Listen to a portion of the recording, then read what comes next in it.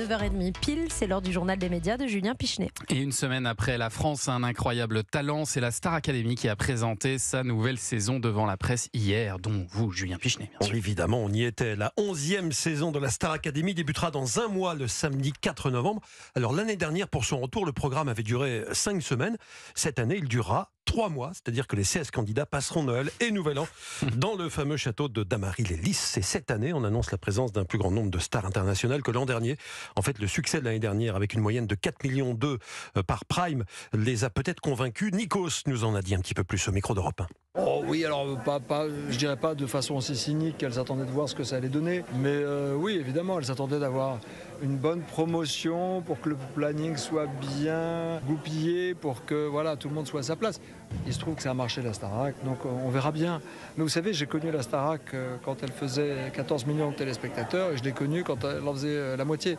Donc je sais comment tout ça peut changer et que le public, comme les artistes, comme tous ceux qui adorent les phénomènes de mode ou autres, peuvent être aussi versatiles. Donc à nous d'être en fond de cours et de faire le travail avec ou sans buzz autour, positif ou négatif.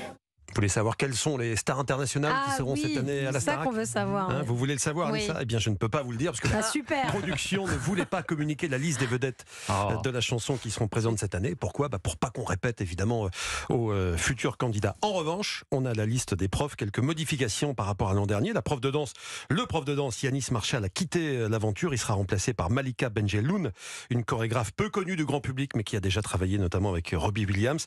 Et Cécile Chaduto, elle sera la nouvelle prof d'expression scénique à la place de Laure Ballon. Vous êtes cliente, Léa Drucker, de ce genre de show, Star Academy, vous avez regardé ? Alors honnêtement, j'ai regardé il y a longtemps, mais ça fait longtemps que je n'ai pas regardé. Vous n'avez pas regardé la nouvelle version ? Non. Bon, ça change pas beaucoup, il y a toujours Nikos, il est toujours là. Mais le château. Il y a toujours le château. Il y a The Voice aussi. Et il y a The Voice. Alors je regarde plus The Voice. Vous êtes plus The Voice. Oui. Très bien. Et Nikos d'ailleurs va enregistrer The Voice en parallèle de la Star Academy. Il nous racontait qu'il avait un mois de novembre extrêmement chargé.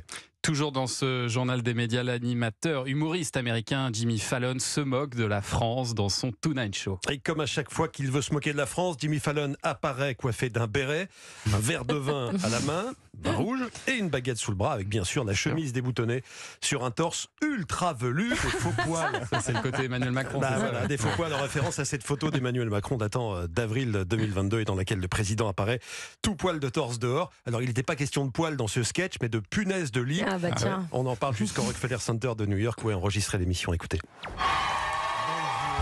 Il apparaît sur scène, applaudissements. Il y a des insectes à Paris. Ils sont plus gros que des puces. Ils vous démangent.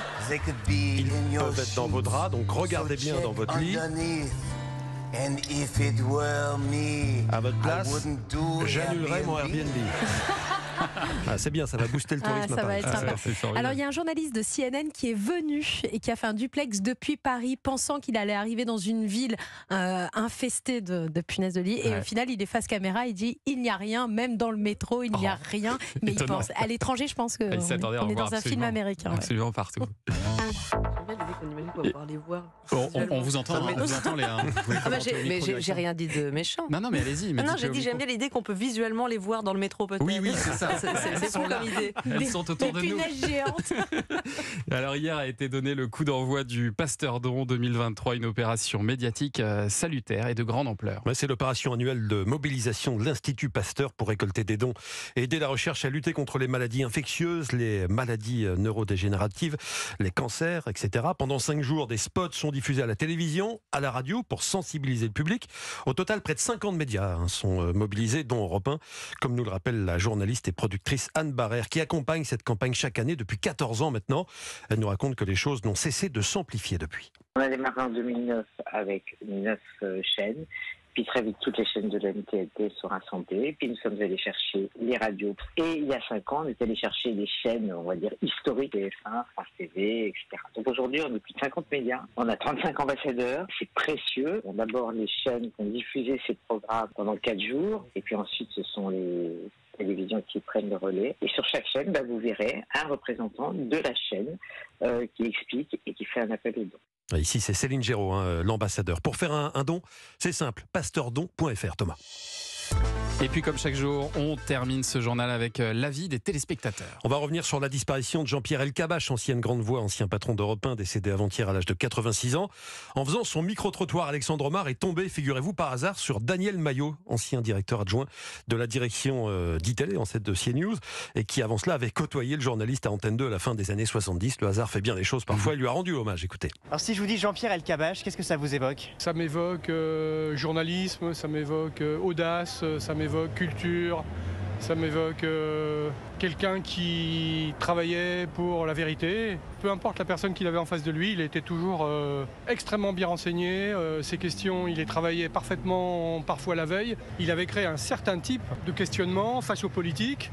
Je pense qu'aujourd'hui, les jeunes journalistes prennent moins de risques, se découvrent moins. Je pense que ça restera un modèle unique pour la profession.